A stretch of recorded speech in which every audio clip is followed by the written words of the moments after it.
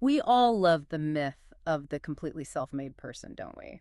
I mean, think about it. Oh, absolutely. It's the ultimate modern dream. Right. You look around today, and our entire culture is just built on this pedestal of absolute independence. Yeah, we totally idolize the solo entrepreneur, the maverick thinker. Exactly. Like the person who charts their own course, answers to nobody, and supposedly builds their reality from the ground up. The whole master of your own destiny narrative. Yeah, you make your own choices, pick your own path, but I want you, the listener, to just hold that image in your mind for a second. It's a comfortable image, but it might be completely flawed. Very flawed. Consider a radically different proposition.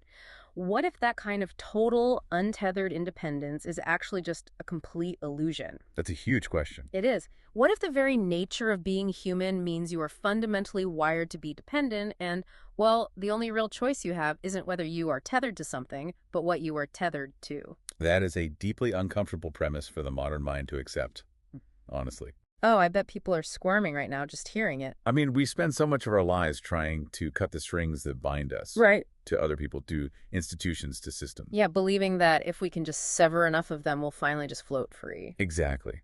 But true autonomy, in the absolute sense, it actually contradicts the basic mechanics of our biology and our psychology. And that profound contradiction is exactly what we are tearing into today. We are doing a deep dive into a truly staggering, deeply philosophical text. It's a brilliant piece of work. It really is. It's titled The Doggy Dependency, or in Arabic, Desek. But before we get into the weeds here, I want to establish some crucial ground rules for today's exploration. Good idea. We need a solid framework. Right. So every single insight, every linguistic breakdown, and every philosophical paradigm we are about to discuss today is attributed entirely to the text's author, Dr. Khaled Waleed. Yes, this is all his original architecture. 100%. He has constructed this incredibly intricate framework that he calls a charter of dependency, or Wisherchat. And our mission today is basically to follow his map. Exactly. We're going to use his incredible work to understand the true anatomy of human dependency, like how we actively enslave ourselves to our own desires. Which happens way more often than we'd like to admit. Oh, totally. And finally, we'll look at how shifting the actual object of our dependency is the only mechanical route to ultimate freedom. To properly set the stage for Dr. Waleed's framework, though, we really need to understand his central operational metaphor. Right. The dog. Yes, he utilizes the biological and linguistic model of a dog. But, he's not talking about the golden retriever asleep on your rug. Yeah, no, this isn't about pets. Not at all. He is isolating the concept of the dog as a frequency model for absolute dependency. A frequency model, that's such a clinical way to look at it. It is. He strips away all the sentimentality we attach to pets. Instead, he looks at the stark, structural reality of a creature whose entire existence, its survival, its directional compass, all of it is intrinsically outsourced to a master. Okay, let's unpack this. Because if we want to understand how deep this goes, we have to start exactly where the text starts, which is the linguistics of zero independence. The linguistic breakdown is where it gets really fascinating. It blew my mind. Dr. Waleed introduces this linguistic formula right out of the gate that honestly just stopped me in my tracks. He says, cul plus b equals zero dependency. Right, and we need to clarify what he means by that. Yeah, because in the context of his framework, that phrase zero dependency actually means zero independence. You are entirely a dependent entity. What's fascinating here is how the text excavates the Arabic language to reveal these hidden psychological realities. Excavates is the perfect word for it. Dr. Waleed takes the Arabic word for dog, which is kalb, and he traces its etymological and conceptual root back to the word kul. Cool. Okay, break that down for us. In Arabic, kul carries the weight of a total burden. It implies something that is heavy, something that requires carrying, something that cannot stand upright on its own power. So it's fundamentally reliant. Exactly. Dr. Waleed uses this to illustrate a creature that is completely severed from its own independent roots. He says it has no father or mother to follow, right? Yes, in his conceptual mapping. And that doesn't just mean it's an orphan in the literal sense. It means it lacks an internal, ancestral, or self-sustaining compass for making decisions. It has no intrinsic protocol for navigating the world. None at all. Its entire existence and decision-making become intrinsically tied to its master. Okay, I'm looking at this text and I have to stop you for a second because this is where my modern brain starts flashing warning lights. I figured we'd hit some resistance here. I mean, equating zero independence with being a complete burden, it feels almost counterintuitive when you think about it practically. How so? Well, think about working dogs throughout history. Like a sheepdog managing a massive herd in the highlands, or a husky pulling a sled across the freezing tundra. They're incredibly hard workers. Right. They are highly capable, incredibly useful creatures. They are practically the engines of those environments. They certainly aren't dead weight. So how does Dr. Waleed's framework justify classifying them as a fundamental burden rather than, say, a highly effective symbiotic partner? That is the exact friction the text wants you to confront. Really? So it's intentional? Absolutely. You are looking at utility. You're looking at what the dog produces economically or functionally for the master. Yeah, that makes sense to me. But Dr. Waleed isn't analyzing economic output here. He is analyzing existential agency. Oh, wow. Yes, the sheepdog is incredibly physically capable, but who chooses the pasture? The master. Right. Who decides which sheep are separated? Who determines the time to rest and the time to run? Ah, I see it now. The master does all of that. The dog has completely surrendered its directional compass. All of its immense physical power is essentially just a battery plugged into the master's will. That is a wild way to think about it. It is a burden in the sense that the master must provide the entirety of the intellectual, moral, and directional load. If the master disappears, the sheepdog's routine collapses. It doesn't decide to just start a new farm on its own. Wow, okay. That distinction between utility and agency completely flips the perspective. So because it lacks that internal compass, its entire existence is just a reaction to the master. Exactly. And this leads to what Dr. Waleed terms enslaving Kalala. Slaving Kalai. Enslaving Kalala, that sounds heavy. It is. This goes far beyond a physical need for food or shelter. It is a profound, almost tragic psychological illusion. An illusion? How so? It is the state of blind dependency, where the dependent entity truly believes, at the core of its being, that it is absolutely nothing without its master. So it's internalized the dependency completely. Completely. The dependency is so total, so absolute, that the very concept of self-reliance had been conceptually erased from its mind. It cannot rely on itself. It doesn't even know how to formulate a desire that isn't connected to the master's approval or command. Precisely. And to really cement how total this erasure of self is, Dr. Waleed brings in a very specific scriptural metaphor. Right. He pulls from a verse in the Quran, specifically Anal, verse 76. Do you have the breakdown of that verse? I do. The verse describes a man who is mute, who is completely incapable of directing anything, and who is a complete burden, again, going back to that word call on his master. It's a very striking image. It is. The verse says that wherever the master directs him, he brings no good. It's this devastating picture of total ineffectiveness. It is a devastating picture, and we really need to look at why the author chooses this specific image for his framework. Yeah, because it's intense. The mute man in this metaphor isn't just physically incapable of speech. Allegorically, he is incapable of articulating his own existence. He can't speak up for himself at all. Right. He cannot negotiate, he cannot object, he cannot propose a different path. And it's crucial to mention here, just for our listeners, how we are engaging with this text. I want to be completely impartial and clear. Dr. Waleed is using this scriptural example strictly as an allegorical tool to demonstrate a philosophical extreme. Yes, it's a theoretical extreme. Right. It's a thought experiment to show what happens when the transfer of decision-making power from the individual to a master goes all the way to absolute zero. He's using it purely to illustrate the total loss of freedom. It illustrates the tragedy of being a pure burden, where you have forfeited all agency and essentially become an empty vessel waiting to be filled by someone else's intent. Wait, so is Dr. Waleed saying that this type of dependency isn't just about loyalty, but about an absolute surrender of the self? That is exactly what he's saying. It perfectly illustrates that enslaving Kalala, the individual in this state is entirely reactive. They literally cannot initiate. If you think about how this translates to human psychology, it is terrifying. It really is. Imagine a person who cannot generate their own sense of worth, their own moral boundaries, or their own life goals without first checking the temperature of whatever master they have tethered themselves to. Right. Whether that is a literal boss, a social movement, or like an algorithmic feed on social media. Exactly. It makes me think of an analogy. Oh, I actually had an analogy pop into my head while reading this part. Can I try it out on you? Go for it. So if total unyielding dependency is what we're talking about, it's like a detached satellite that gets caught in the gravitational pull of a massive gas giant. Okay, I like where this is going. Right. The satellite might be packed with incredible instruments and solar panels. It has all this potential utility, like you mentioned with the working dog. But its thrusters are dead. Exactly. It has no internal propulsion anymore. It just orbits blindly, entirely at the mercy of the larger body's gravity. It can't choose to break orbit. It can't decide to fly to another star system. It just exists in a perpetual, inescapable reaction to the planet's mass. Yeah. Is that what Dr. Waleed means by zero dependency? That analogy works perfectly for Dr. Waleed's framework. To build on your satellite analogy, the terrifying part of Dr. Waleed's enslaving Kalala is that the satellite eventually forgets it ever had thrusters to begin with. Oh, man. It thinks the gravity is its own engine. It begins to believe that the orbit is its propulsion.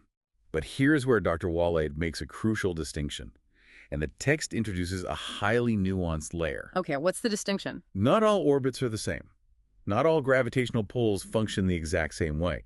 How we connect to the things that pull us, the actual texture of that dependency, it can vary wildly. Which leads directly into one of the most fascinating transitions in the text. We are moving from the structural reality of dependency to Dr. Waleed's behavioral psychology. Yes, the psychology of how we attach. And this is where Dr. Waleed introduces what he enthusiastically calls the key to understanding human and covenantal behavior. It really is the fulcrum of his theory.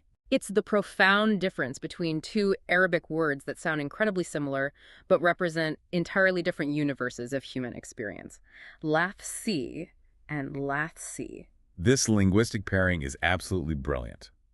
Let's begin with lath. Okay, break down lapth for us. This word translates conceptually to staying or remaining, but the author defines it with immense precision.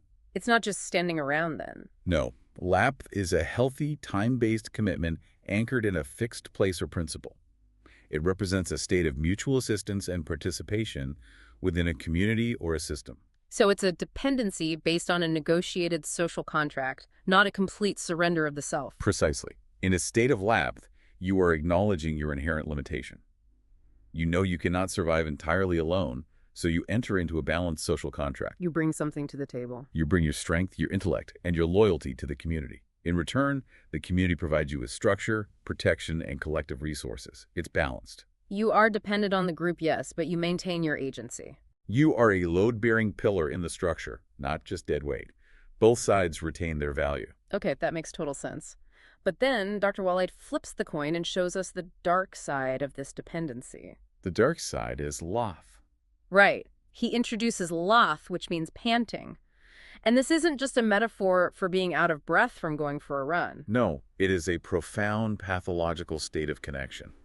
Dr. Waleed defines this not as a mutual contract, but as a desperate, survival-based, almost parasitic connection. Right. Lath is a deeply unsettling concept when you unpack it. The entity in a state of lath, the panter, does not rely on the master for a mutual exchange of value. What are they relying on them for, then? They believe their very existence, their next literal breath, depends entirely on their proximity to the master. The text highlights a behavioral paradox here that is just chilling. Dr. Waleed vividly notes that with this type of panting dependency, if you try to push the panter away, they won't leave. They cannot leave because they are convinced they will evaporate without you. But if you try to walk away from them, they follow you, panting and desperate, driven by that exact same terror of non-existence. It is a completely inescapable loop of desperation. It is the ultimate toxic bond. The panter has no center of gravity at all. None. And the text explores this pathology using very specific historical and scriptural archetypes to map out what this looks like on a societal and spiritual level. Yeah, Dr. Waleed uses the imagery of someone who has become entirely alienated from divine signs, right? Yes, alienated from any grounded or higher truth. Instead, they are desperately panting after what he calls a material mirage or devilish idols. And in the text, he specifically mentions historical archetypes like the Arab and Bani Israel in this context. Yes, he does, and we need to be very clear about how he's using those terms. Absolutely. Listeners, I want to explicitly state that we are impartially reporting Dr. Waleed's allegorical mapping here. He uses these scriptural references purely as symbols. They are psychological archetypes in his framework. Exactly. He uses them to symbolize those who lose their spiritual grounding and desperately pant after worldly or materialistic illusions. We are not taking any political or religious sides here, and neither is the text in a contemporary sense. It's a philosophical, allegorical tool. That context is vital. Dr. Waleed is identifying a recurring human glitch. The panting, he describes, is the ultimate manifestation of abandoning a balanced purpose. Abandoning lap. Yes, abandoning laugh to chase after things that can never actually satiate the soul. It is the exhaustion of the enslaving Kala'a played out on a spiritual level. You are basically running yourself to death on a treadmill, terrified that if you step off, you will cease to exist. That is the perfect way to describe it. But hold on, let me play devil's advocate here for a second, because here's where it gets really interesting. Okay, I'm ready. The line between deep commitment and toxic panting feels incredibly blurry in the real world. I mean, if laugh is this desperate panting, how do we mechanically distinguish it from just being intensely dedicated to a demanding goal or a tough job? Give me an example. Think about someone starting a company or someone going through medical school. They are exhausted. They're completely consumed by their objective. They are essentially panting under the workload.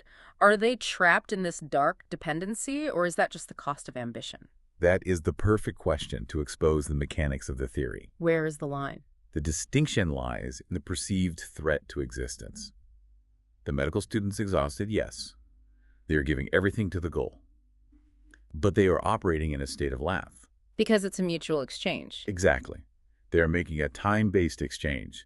I will suffer this intense workload now for a designated period to acquire skill, to eventually participate in society as a doctor. So they still have agency. Yes. If they fail out of medical school, it will be devastating. But they know they will still exist. They will pivot. They will find another path. Okay, so what about the panter?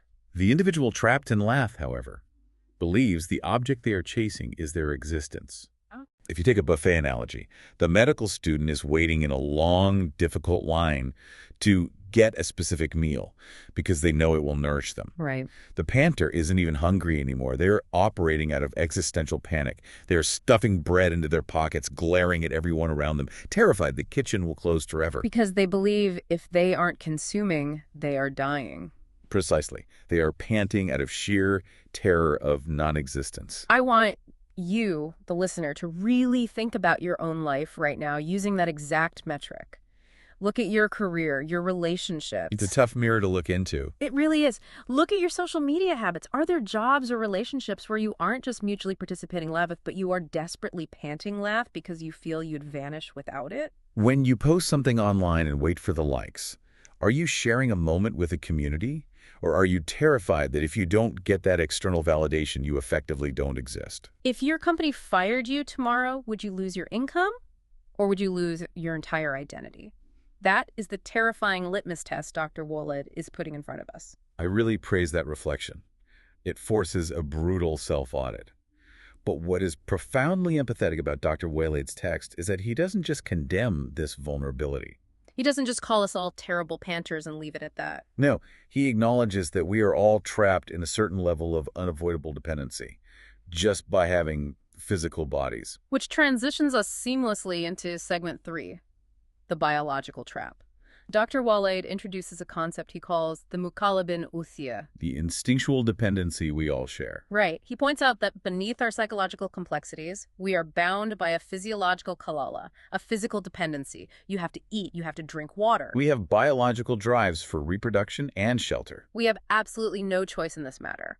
Dr. Waleed frames this not as a weakness, but as the physical law of creation. It is the operating system we are dropped into. The mukalabin represents our inescapable material reality. We are enclosed within bodies that constantly deplete their fuel and require external inputs. We are needy by design. We are, by definition, dependent on the ecosystem. But Dr. Waleed elevates this from a simple biological fact to a profound ethical framework. Through another one of his brilliant linguistic excavations, right? Exactly. He looks at the Arabic words used for hunting animals, predators, birds of prey. The word is jawari, and the singular is jaraid. Okay, Jerry. And he connects the root of this word to the word raji, which means balanced or weighing. When I read this section of the text, it felt like a puzzle clicking together. The intrinsic connection between hunting, which we usually associate with violence and consumption, and balance. It completely reframes how we view our interaction with the world.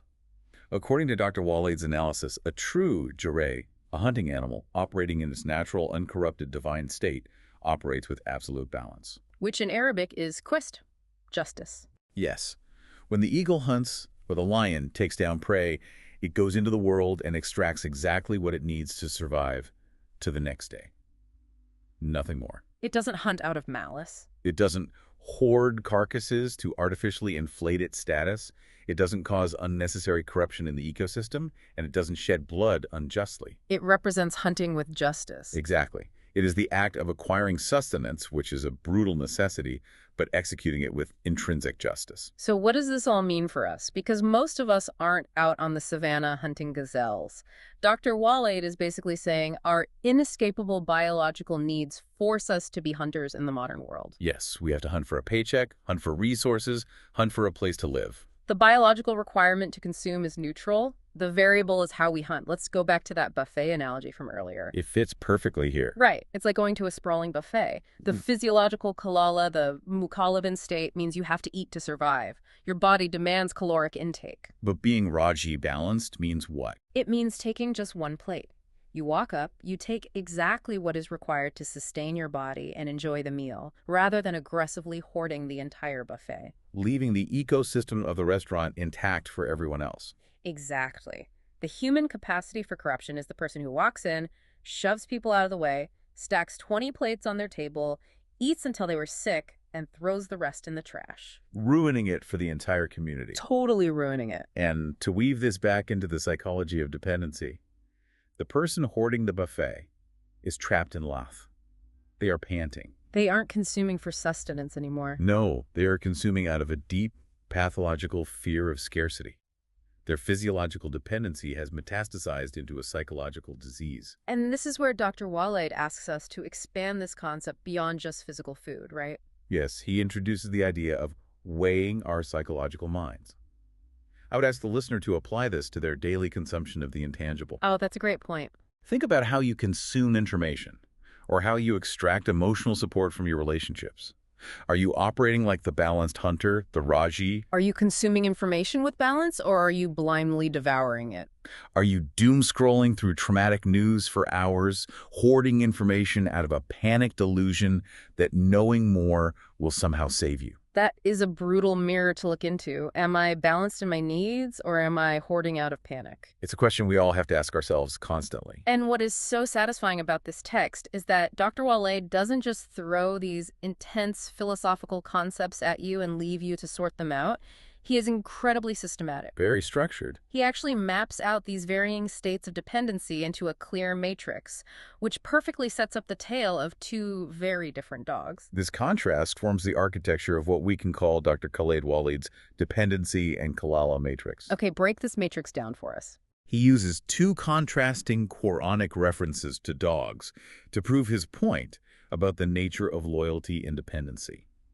We have already explored the first, the panting dog from Al-Araf, verse 176. The one trapped in lath. Yes, but the counterweight to that is the dog of the cave from the chapter Al-Kahf, verse 18. The dog of the sleepers. Let's break down why this specific animal is the counterweight. According to Dr. Waleed, the dog guarding the sleepers in the cave represents the absolute pinnacle of loyalty and dependency to the people of truth. Look at its physical reality, though. It is still a dog. Exactly. It is still a physical burden, a cull. It requires food, it requires sleep, it is bound by its biology, and it cannot magically detach from its innate nature. It cannot leave them. However, its internal compass, its loyalty, is directed toward a profound truth. It attaches itself to righteous people who are seeking refuge in the divine. So the mechanics of the dependency haven't changed. It's still a dependent creature, but the object of its dependency has elevated its entire existence. Precisely. The biological mechanism is identical to the panting dog. Both require masters. Both are tethers. But the panting dog attached its tether to worldly desires and the ego. Right, to the material mirage. Because its anchor is constantly moving and degrading, the dog must constantly pant. The dog of the cave, however, attaches its tether to the unmoving rock of divine truth. Its dependency becomes a source of stillness. Let's summarize Dr. Waleed's 4 states in this matrix, just to be super clear. Okay, let's walk through them. First, we have kalba or loth. This is blind dependency on worldly desires. The state of delusion. Yes, the result is being completely lost. Second, we have kalala, the burden. This is being disconnected from your roots, reliant entirely on a master. The result there is wandering, like my satellite analogy. Exactly. Third, we have the mukalaban, the instinctual dependency for food. The state here is simply being driven by nature. And the result is survival and building the earth, assuming you operate with balance. Right. And finally, the fourth state, the ultimate solution Dr. Waleed proposes. Tawak. Okay, I see exactly where Dr. Waleed is taking this. We have the biological dependency, we can't escape the mukalaban. Right. And we have the toxic panting dependency, we should escape the lath. But here's my question. If we are fundamentally wired to be dependent, how do we ever achieve freedom? If we connect this to the bigger picture, this is where Dr. Waleed's genius truly shines. He provides a grand philosophical conclusion by redefining who we depend on. We are entering the final movement, the ultimate flip, the climax of his philosophy. Let's talk about tawakkul Stan. Dr. Waleed defines this concept as voluntary kalala on God alone. Voluntary dependency. It sounds paradoxical. Voluntary kalala. I want to carefully explain Dr. Waleed's thesis here, because it's the key to everything. He asserts that since humans are inherently designed to be dependent, we are inherently unoffended. True freedom isn't about becoming entirely independent. Because that's biologically and spiritually impossible. Exactly. It goes against the very code of our creation. Therefore, true freedom is found in a conscious, deliberate shift of where you anchor your dependency. You peel it away from human masters. You peel it away from human masters, shifting worldly desires or societal systems, and you transfer it entirely to the Creator. According to Dr. Waleed, there are actual mechanics to this freedom. When you declare, you alone we worship, and you alone we ask for help, what are you actually doing? You are severing the dependency on social intermediaries. You are bypassing the metaphorical father or mother figures in your decision-making processes. Exactly. You make God the ultimate director of your affairs, which instantly demotes every earthly pressure. I love this paradox. So what does this all mean? Dr. Waleed is saying that total submission is actually total liberation? Yes, total liberation in the material world. Let me offer a final analogy to really visualize this. It's like being a deep-sea diver. Okay, a diver. You are completely 100% dependent on the oxygen line connecting you to the ship on the surface. That is your kalala. You cannot breathe water. You're tethered. But because you are securely tethered to the ultimate source of life up above, you are completely free to explore the dark depths below without fear. You can navigate the crushing pressure. Exactly. You aren't desperately panting after little random air bubbles in the water, terrified and hoping they will save you. That analogy perfectly captures Dr. Waleed's concept of illuminated dependency. Esahe, esahe. Eliminated dependency, I love that. It is the dependency that liberates because it connects the creature to the eternal, unmoving truth rather than shifting human whims. It is an incredibly powerful way to look at the world. And that brings us to the end of today's deep dive. It's been a profound journey. Let's quickly summarize Dr. Khaled Waleed's profound charter of dependency. We started by understanding the root of the word dog as a creature of zero independence. A complete burden, or cull. We recognized our toxic panting lath versus balanced mutual support lath. We accepted our biological boundaries as mukalaban. And finally, we arrived at Dr. Waleed's ultimate solution of finding absolute freedom through absolute voluntary dependency on the divine, tawakkul. If we are to distill Dr. Waleed's final summary message to the listener, it is this. Do not be a panter chasing material mirages. Instead, place your burden entirely on the ultimate truth. Such a powerful message. To leave you, the listener, with one final thought to mull over today, building on Dr. Waleed's work, Dr. Waleed showed us that we are always tethered to something. Always. So if you were to magically cut every single physical, financial, and social string holding you up right now, what is the one invisible string that would still catch you before you hit the ground? That's the real question. Figure out what that string is made of, and you'll know exactly where your true dependency lies. A brilliant thought to end on. Thank you so much for joining us on this deep dive. We wish you well on your continued journey of learning. Catch you next time.